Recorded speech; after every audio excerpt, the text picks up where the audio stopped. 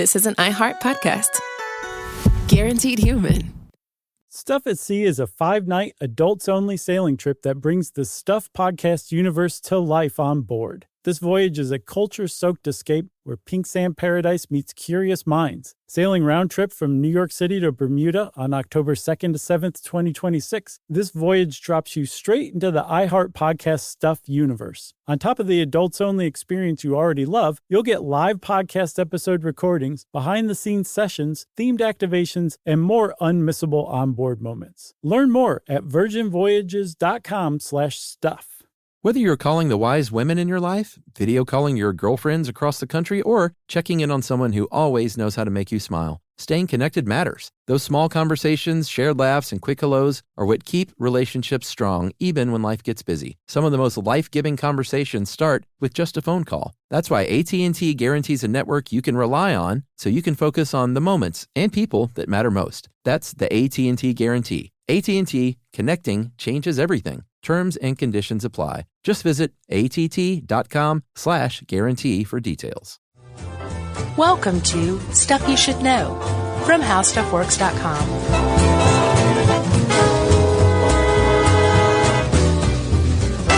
Hey, and welcome to the podcast. I'm Josh Clark with Charles W. Chuck Bryant. Jerry's over there. Chandler's over Chuck's shoulder in the window. Creepy. Everything's all weird. I'm hot and you're cold. Yeah, I'm cold. One of us is Mars and one of us is Venus. Isn't that a book? Chuck is from Mars, Josh is from Venus. It is. It's a bestseller in the podcast co-host segment of Barnes & Noble. Are those still around? Yeah, they got like 3 books. In 3 stores. That one, Click and Clack. By the way, R.I.P. Yeah, R.I.P. Legend. Yep. Man, that was a sad one. Was he Click or Clack? I always got that confused. It was Tom, right? I want to say Click, but it was Tom who died. Yeah. And his younger brother Ray is still around. Yeah. Very sad. Yeah. That was a great show, man. Yeah, my hat was off to NPR for immediately lowering the flag and making a big deal out of it. I mean, it was cool. Yeah. He certainly taught us a thing or two. They did about just everything we know. Kind of being natural goofs. Yeah. Leaving in everything. Exactly. So hats off to you, sir. So, Chuck, moving along to terraforming. Yes. Did you know that a recent study found that even if we instituted a global one-child policy, like China, but global, sure, by 2100, which is less than 100 years away now, it's like 85 years away. That's not that far. No. We'd be able to keep the population at about current levels. A lot of people would say the current level is too much as it is. Yeah. But if we didn't do anything and continued on this pace of growth, we'd hit about 12 billion people by 2100. Yeah. That is a ton of people. It's a lot of folks. It's a lot of stretch on resources for agriculture, for fuel, energy, all that kind of stuff. And it's caused a lot of people, numbers like this, studies like this, has caused a lot of people to say, how are we going to support all of these people? Yeah, did you know a lot of people poo-poo that notion? Oh, yeah, you told me that. I had no idea. When I did that little video on overpopulation, a lot of people were like, this is not a problem. This is a conspiracy. Right. There's a definite division between camps. There's the gloom and doom camp who say, we're screwed. Sure. And then there's the other camp who says, we'll always technologically advance our way out of trouble like this, right? Sure. Is that what you're saying? I don't know what the point was. I think there's just there's a camp that says overpopulation is not an issue like people say it is. Well, I think like if you redistributed people, it's possible that could alleviate overpopulation if it is a thing. Yeah. But I think most people, I can't even say that. Some people would say that agriculture has what's called a carrying capacity. And we've talked about Malthus before, and that we are possibly stretching it right now. Sure. So a lot of people, the ones who do believe in the overpopulation problem, are starting to look to the stars and saying, hey, man, let's figure out how to exploit other planets too.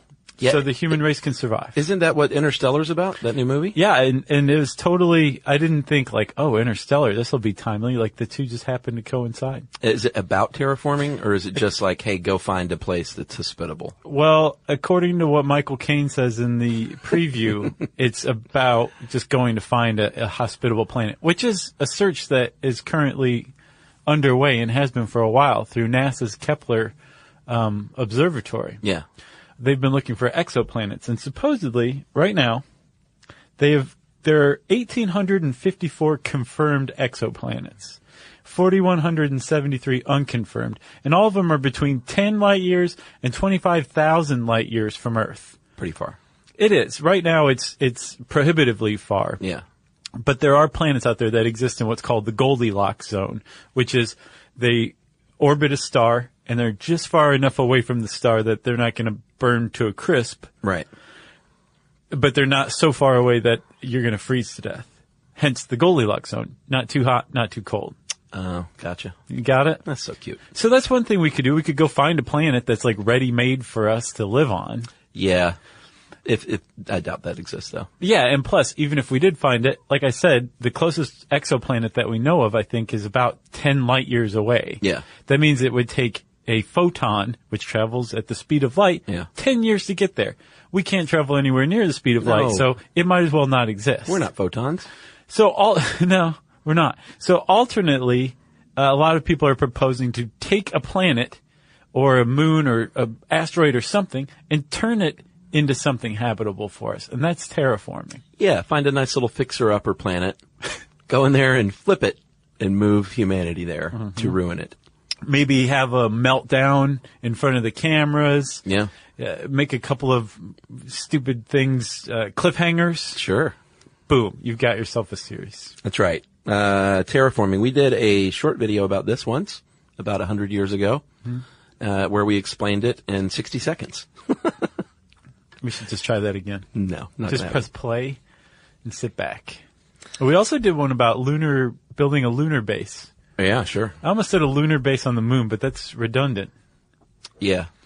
And that's another idea is, well, we could just build lunar bases and stuff like that. I think Russia is doing that, right? They announced in May or June.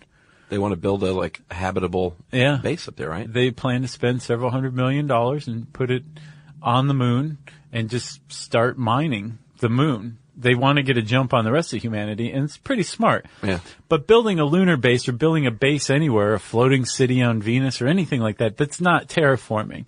That's building a base somewhere or a floating city somewhere. Yeah, we're talking about changing the atmosphere of a planet. Yes. And more. Yeah. Which requires a substantial amount of energy, a lot of foresight, and a tremendous amount of patience. And money. Yeah, and money. Yeah. But I mean, if you take money and the amount of time, I would say the amount of time is more depressing than the amount of money you're going to have to sink into it. Because what we're talking about is stuff that's not going to take place until millennia have passed. Yeah, there's all sorts of ranges of how long it might take to terraform a planet. Right. From 1,000 years to 20,000 years. Right. I saw 40,000. Yeah. For Mars, for us to be able to go to Mars and take off a helmet and be like, Right. Michio Kaku has a very cheap idea. Have you ever seen his little short videos? No. He explains it in 60 seconds. What is he, what's his idea? He's like, there's lots of CO2 under the surface, and all we have to do is heat that up a little bit and jumpstart the process. Yeah. And then it creates a, catalytic effect, and it just sort of sustains itself. Well, let's just talk needs a about jump that. start. Yeah. So that's called, what he's talking about is called the standard paradigm. Yeah.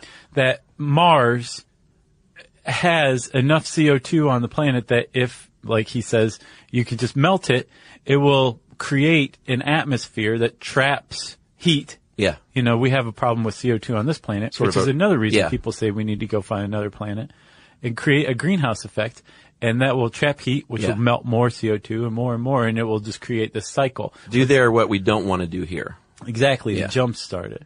Let's talk about Mars, man. You got some time to rap about Mars and why Mars is frequently pointed to as an ideal locale for terraforming? Yeah, if you listen to our April episode on Mars, then you know a lot about Mars.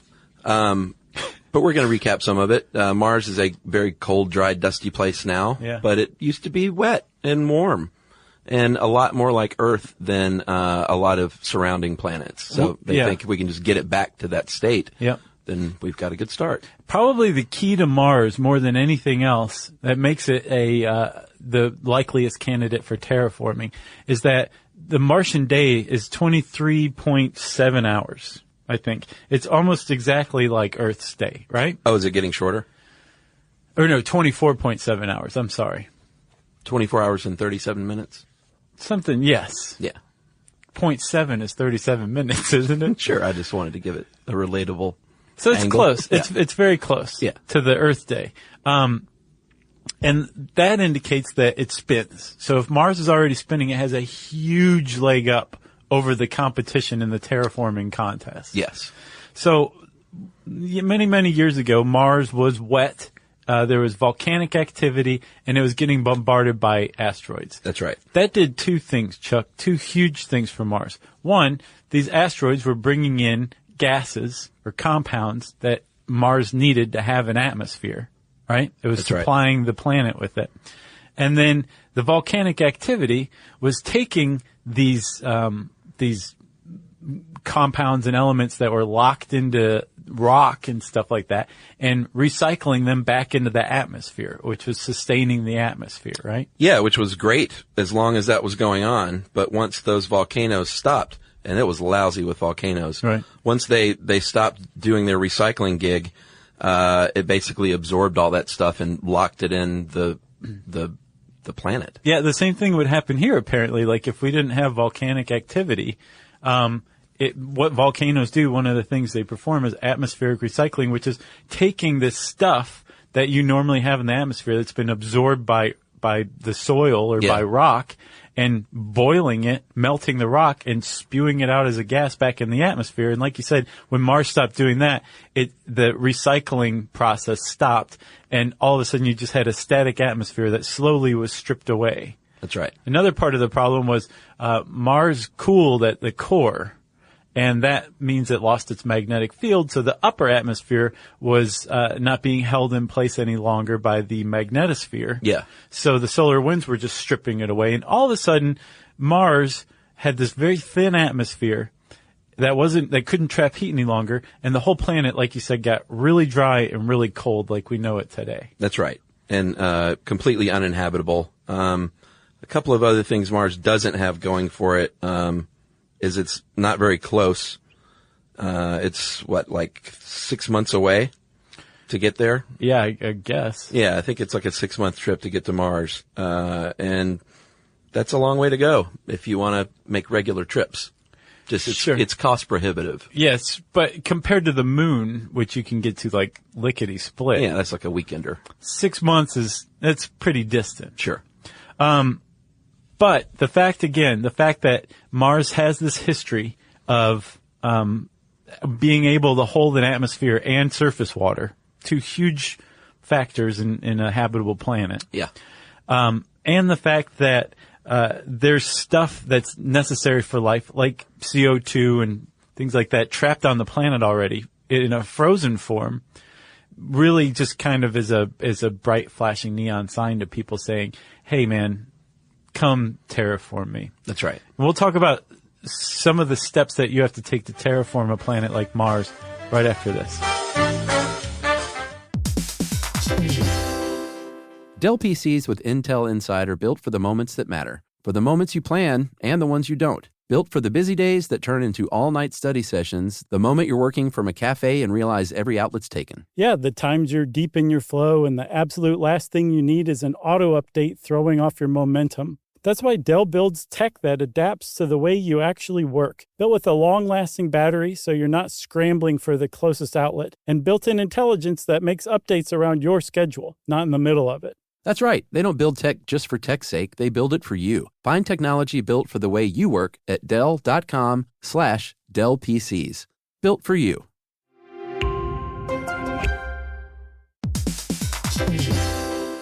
So you're considering getting a home security system, but you want something that fits your space. Well, With ADT Blue, it's easy to customize a system that's right for you and set it up yourself. Just pick the kit and monitoring system that makes sense for your home. Yeah, well, let's say you're worried about package theft right off your front porch. The ADT Plus app can walk you through setting up a new doorbell camera kit. Once it's installed, ADT Pros can help you keep tabs on it 24/7, or you can manage it yourself from the ADT Plus app. That's right. There are no long-term contracts, so you can change your monitoring plan whenever you want. The flexibility doesn't end there either. You can add to your system as you need with things like extra cameras or motion sensors. Some life decisions are hard, but thanks to ADT Blue, you can get DIY-trusted ADT home security in a snap. Head to ADT.com/BLU to build your system today. And to find out more about home protection, check out a new episode of Grown Up Stuff with security expert Joe Mazza out on June 9th.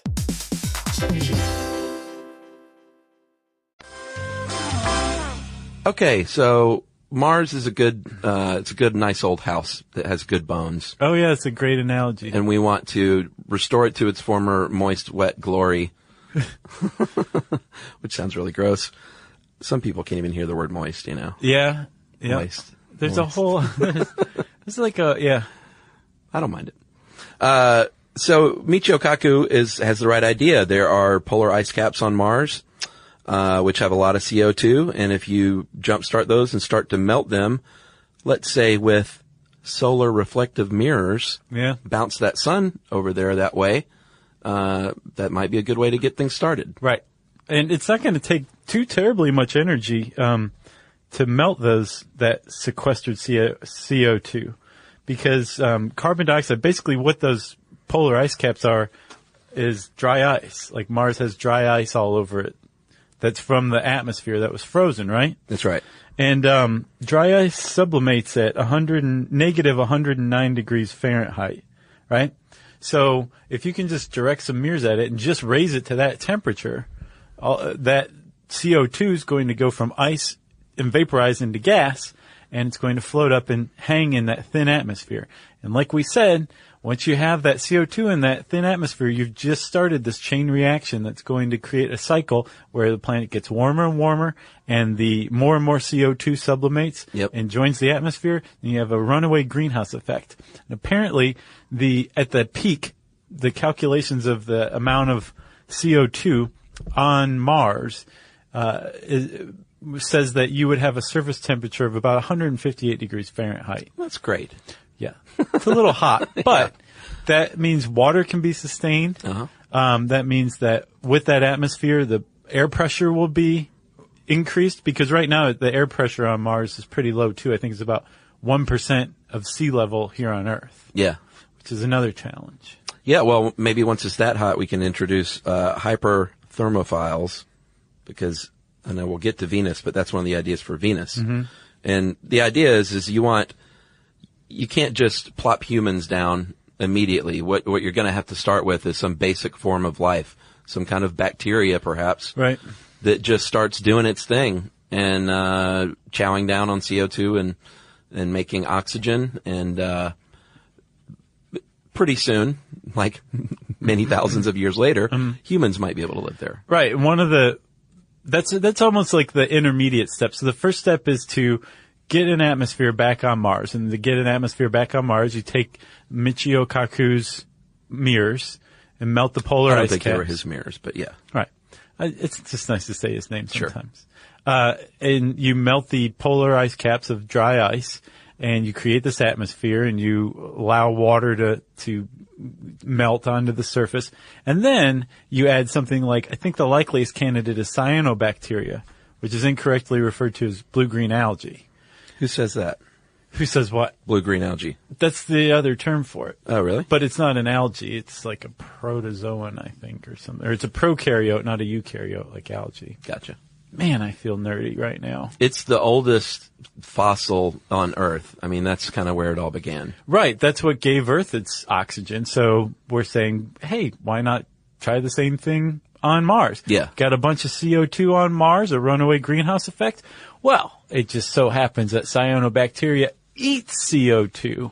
And not only does it eat CO2, it converts that stuff into oxygen as a waste product. So all of a sudden, you have something a living organism on Mars that's converting the atmosphere into something breathable for us humans here on Earth.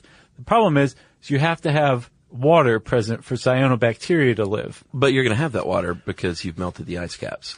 You've melted the ice caps to get the CO2 released, which is like negative 109. You need to raise the temperature to at least 32 degrees to start melting the water, which requires even more energy. Where are you going to get that?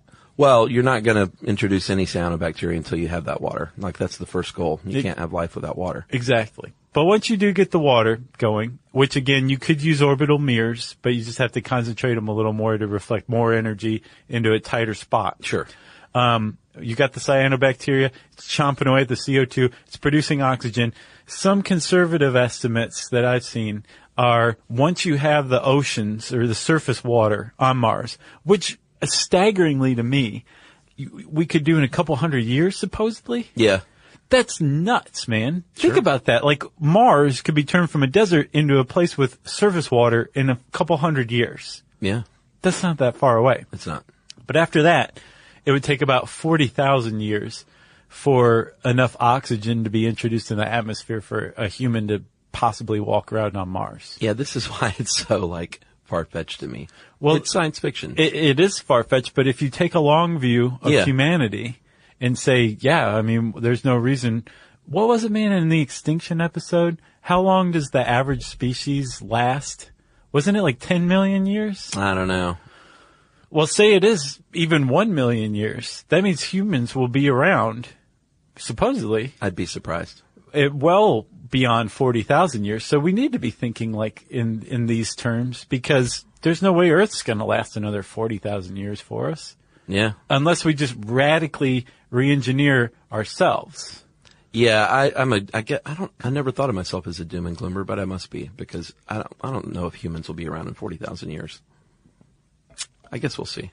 Yeah. All right, we won't see, but but I mean, technically, it should only take an existential catastrophe to get rid of humans. Like, we shouldn't just necessarily die off as a species. It should take something like a physics experiment gone awry. Yeah. Or a nuclear war. Sure. Or biochemical attack, something like that. Yeah, man will do it. Yes, it would be a self-injury probably. Yeah. Suicide. I guess. Well, not suicide. Murder. Right. Murder humanity. Yeah. So then there's two other things. And there's a guy named Martin Fogg who wrote a book called Terraforming, Engineering Planetary Environments. And he basically laid out what you have to do to get Mars going. And again, Mars is the easiest one to do because it has that planetary rotation already. Yeah. But additionally, there's two other things you have to handle. One is the atmospheric pressure. So apparently, even at best, Mars would it'd be a lot like existing on a mountaintop here on Earth. Like the air would be thin. You'd be like living on the top of Mount Everest. You'd have to bring your own oxygen.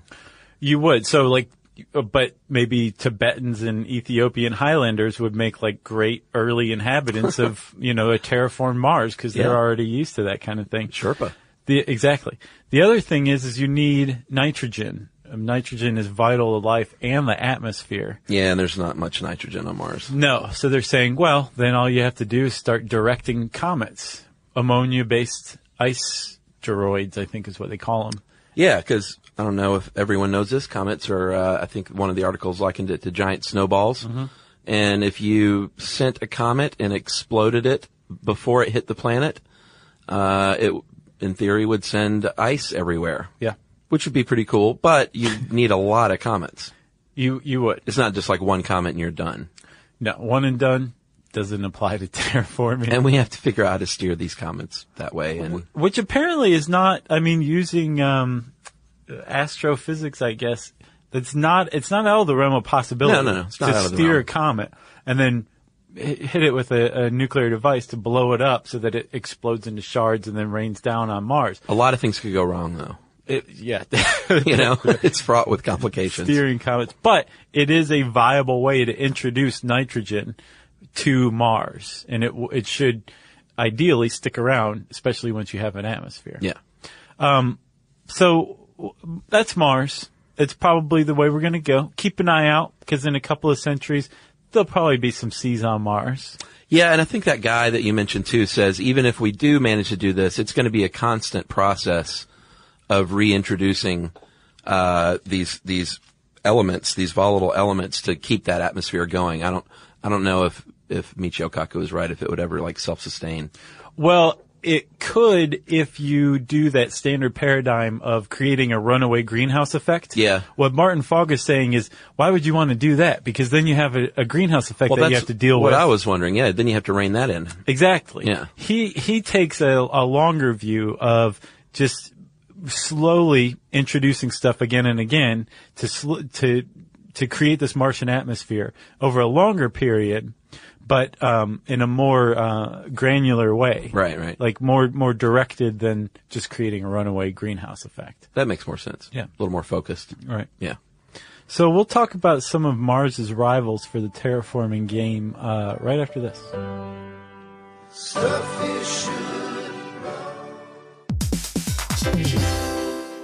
Dell PCs with Intel Inside are built for the moments that matter, for the moments you plan and the ones you don't. Built for the busy days that turn into all-night study sessions, the moment you're working from a cafe and realize every outlet's taken. Yeah, the times you're deep in your flow and the absolute last thing you need is an auto update throwing off your momentum. That's why Dell builds tech that adapts to the way you actually work. Built with a long-lasting battery so you're not scrambling for the closest outlet, and built-in intelligence that makes updates around your schedule, not in the middle of it. That's right. They don't build tech just for tech's sake. They build it for you. Find technology built for the way you work at Dell.com/Dell PCs.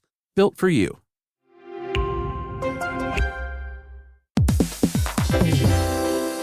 Have you ever invested in something that seemed incredible at first but didn't live up to the hype? Well, marketers know that feeling. They optimize for the numbers that look great, impressions, reach, and reacts. But when they don't show revenue, well, that's a not-so-great conversation with the CFO. LinkedIn has a word for that: bull spend. That's right, because you need to invest in what looks good to your CFO. LinkedIn Ads generates the highest ROAS, 121% of all major ad networks. You can reach the right buyers with LinkedIn Ads, and you can target by company, industry, job title, and more. So cut the bull spend. Advertise on LinkedIn, the network that works for you. Spend $250 on your first campaign on LinkedIn Ads and get a $250 credit for the next one. Just go to linkedin.com/SYSK. That's linkedin.com/SYSK. Terms and conditions apply.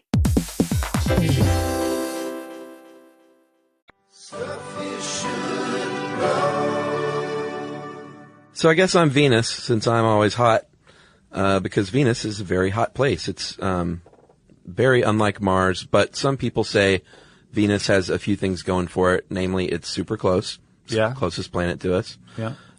We have similar, almost, well, not identical, but very similar size and mass, and a very thick atmosphere, just like Earth does.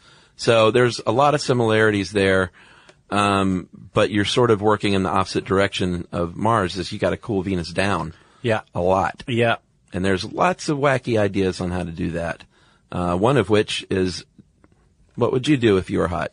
Put up a big shade. Yeah, like one of those little umbrellas in a tiki drink. Yeah, just a giant one. Yes. Basically, the idea is to block all sunlight from Venus and cool it. And apparently in about 100 years, Venus's atmosphere, which is pretty substantial, like you said, and almost all CO2 would freeze and fall to the surface. Well, there's also a lot of sulfuric acid. There is. Yeah. But this atmosphere would freeze and create a surface layer. Yeah. Just like on Mars, like how the CO2 is locked in the polar ice caps, it'd be doing the same thing with Venus. Then you'd have to go in and deal with this frozen atmosphere, which is kind of a thing. But you could use it to your advantage, Chuck, because the leg up, like I said, that Mars has over Venus is that the Martian day is about 24 hours long, right? Yeah. Well, the Venusian day is about 160 days long, Yeah, that's which the means problem. it rotates way too slowly for us to be habitable for us. So if you take this atmosphere and you freeze it and you create this frozen hulk of a planet, you can actually make it spin faster if you can blow the atmosphere off into space in a directed manner. Yeah, and actually, in-show correction, that's 116 days is the length of their day. I gotcha. 116 Earth days, Earth right? days, yeah, there you go. Not 160. But I think anything over 100, you just call it a big problem. Yeah, it's too long. Yeah. So if you can figure out how to blow the atmosphere, the now frozen atmosphere, off of Venus in the direction that it's already rotating, you could conceivably speed up the rotation of Venus. Yeah. One of the other problems with Venus is that there's no water. And as everyone knows, like we said, you need water for life. But then we come back to our comet idea of driving these comets and exploding them and creating water that way. And then the hyperthermials, which I mentioned, thermophiles, that I mentioned earlier, are these organisms that can thrive in really hot temperatures. And we're talking really hot. I think the surface temperature of Venus is something like 800 degrees Fahrenheit. 872, which is 467 degrees Celsius. Yeah, the problem is we haven't found anything on Earth, any hypothermophiles that can handle that kind of temperature and pressure yet. But they think they exist. Yeah, did you mention the pressure of the atmosphere on Venus? It's 200 times the pressure at sea level here on Earth. It's a problem as well. But if you could find a hyperthermophile that could sustain that and ate sulfur. Yeah, which they do though. Yeah. And then, because I think some of them are by thermal vents underwater. Yeah, right? we know they eat sulfur. We just haven't found any that can sustain that kind of heat and pressure yet. Well, there's only one way to find out, and that's to launch them toward Venus and see what happens. Basically infect the planet is what you're talking about. Yeah. So the problem with all of this is to freeze Venus, it's going to require a lot of energy to reflect all the light from the surface. To spit the frozen atmosphere out into space is going to require even more. Basically, it would require the amount of energy that the sun puts out in an entire year. That's crazy. It is crazy. It is crazy now. But have you ever heard of the Kardashev scale? Sure. So then there's type 1, type 2, and type 3 civilizations. And a type 1 civilization uses all of the available energy from the star. Yeah. So like all of this energy that hits the Earth normally from the sun, if you could harness all that, you'd be a type 1 civilization. We're not even there yet. Type 2 civilization could harness all of the energy that's created at the star, not just the stuff that makes it to your planet. Right. And if you could harness that, if you're a type 2 civilization, you could be doing this kind of terraforming no problem. No sweat. No sweat, man. But I mean, if you think about it, if you have a couple of leaps forward in understanding, a couple of geniuses are born and live and advance human understanding over the course of a few generations, you could conceivably hit something like that in 100 years. Yeah. So I mean, it's not out of the realm of possibility that we could be doing stuff like this 100, 200 years from now. Yeah, Venus, another idea they have instead of these huge giant shade sails would be to have a big floating pressurized geodesic sphere city that people basically would use the atmosphere because the atmosphere is okay above the sulfuric acid that is. But that would provide shade and then eventually it would cool the planet down enough. Right. Just by creating a shadow. They'd be simultaneously sucking the CO2 out of the atmosphere and breaking it down into carbon and oxygen as well, supposedly. So it'd be doing two things at once. Not a bad idea. Yeah, no. Sounds efficient. A little more efficient. And apparently if you pressurized like a indoor city or something like that, a floating city, and put it into Venus's atmosphere, it would naturally float in the atmosphere. It would stay put. Yeah, I think that was the same for the solar mirror wouldn't have to be attached to anything either off of Mars. Yeah. I think it would just be held in place by gravity and solar bubblegum. Bubblegum. Yeah. And then of course, Chuck, there is the moon. Boo. Seems pretty unlikely. The one thing that the moon has going for it is its proximity, basically. Yeah, basically it's like the moon is close, it's small, so you're not going to have to spend a lot of money getting there, and it's because it's small, you're not going to spend a ton of money fixing it up. It's the budget terraforming idea. I guess the Russians are already be living there at this point. I don't know if the moon is very viable, though. Well, you'd have to, again, bombard it with something to get it to spin faster, because right now it's 28 Earth days, right? Yeah, they said like 100 comets at least. About the size of Halley's Comet. Yeah, to get it just spinning faster and perhaps knock it off its axis a bit and give it seasons, which would be nice. Yep. Like we have here on Earth. Man, my money's on Mars. It's got everything you need except for nitrogen. And that you can just deliver however you like. I kind of like the shell idea that you sent along. Ken Roy, he's an engineer who basically says, why don't we just encase a small planet in a huge shell made of Kevlar and steel and dirt? Yeah. And just create like a huge geodesic dome around a planet. I guess the question is where are you going to get all that dirt? I don't know. Because that's an essential ingredient. You is it mostly encase dirt? it in dirt, then you create an atmosphere between the shell and the dirt. Yeah. Where's all that dirt coming from? Adobe.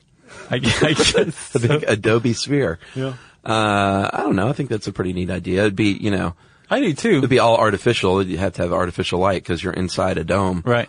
And apparently it would have like airlocks and stuff to account for like the vacuum. Yeah. I don't know about that though. That sounds like science fiction. He was saying the atmosphere would be just thin enough, or gravity would be just light enough so that humans could fly around. I swear to God, he added that. No, I saw that. Yeah. He's like, just to sweeten the pot a little more. Yeah, to make it that much more cool. You'll be able to fly. So, anyway, we'll eventually ruin this planet and need something. Hopefully we'll have had the foresight to have started terraforming in time. Yeah. Well, they're already working on it. Are they? Well, I know people are talking about it. Proposing ideas, theoretical ideas. I don't think they're like building. They should be. The asteroid slinger. They should have started in the 19th century.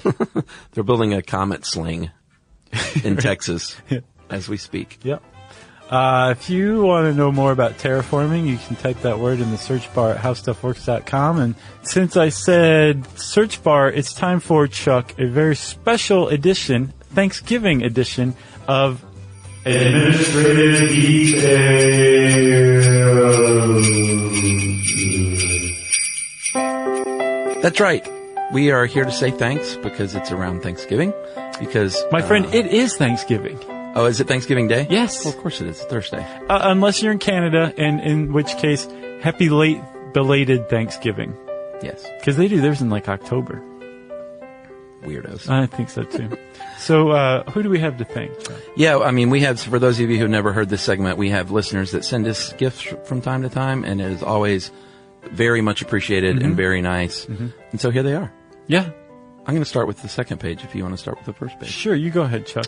Anthony Savino sent us from his Etsy shop, Swiss Chisel, a laptop and business card holders made out of old wine barrel staves. Yeah, those are nice. And he makes all kinds of stuff out of these things. So check out his store, which is Swiss Chisel. Yes.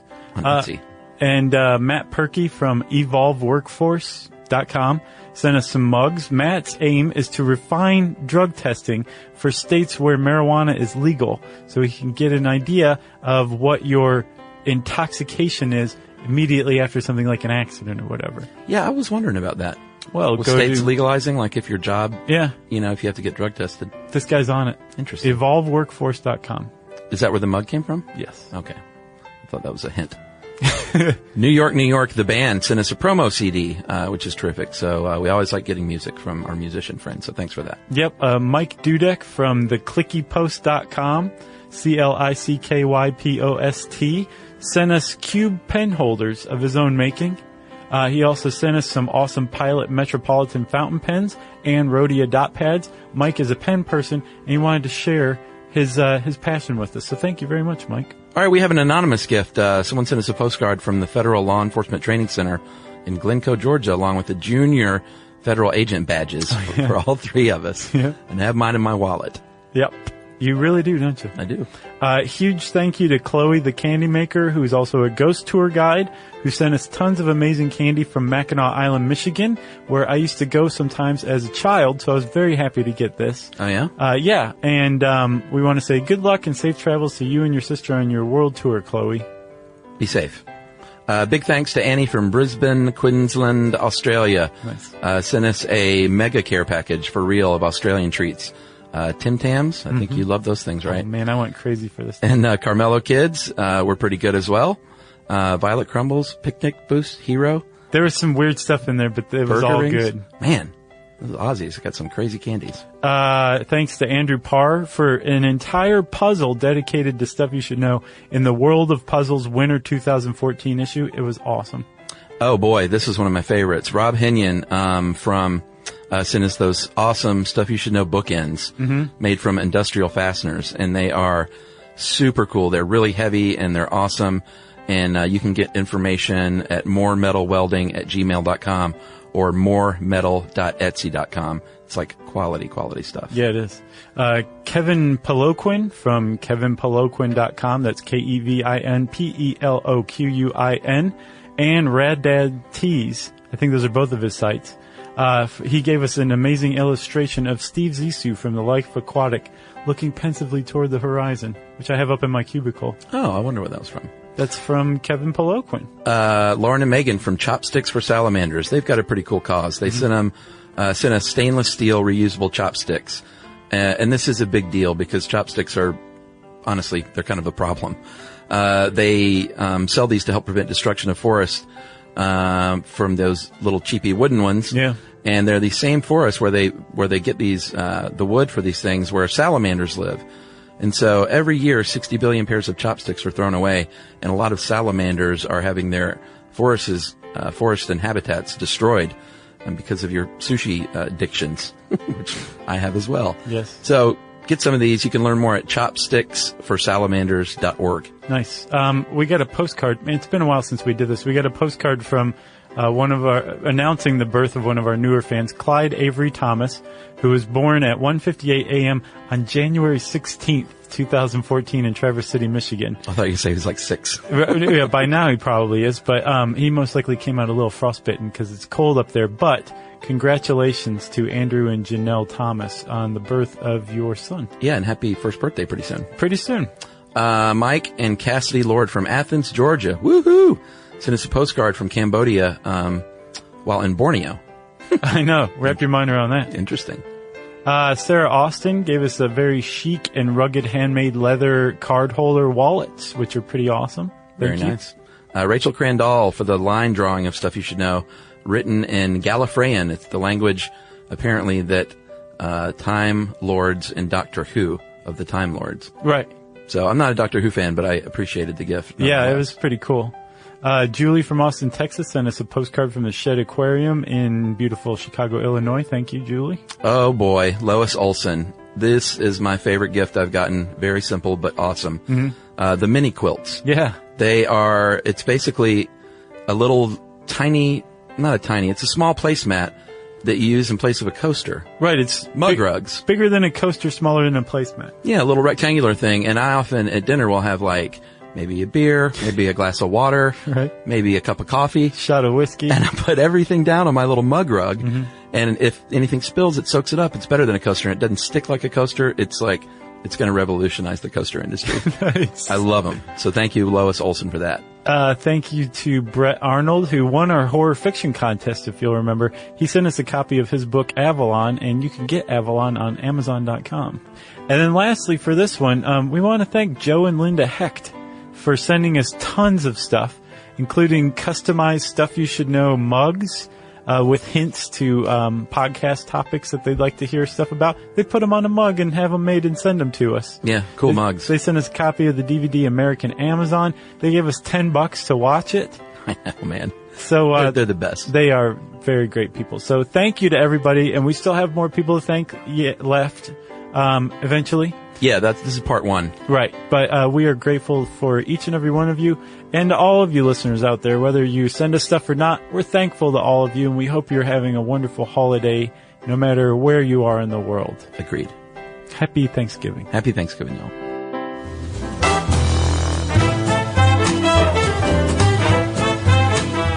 For more on this and thousands of other topics, visit howstuffworks.com.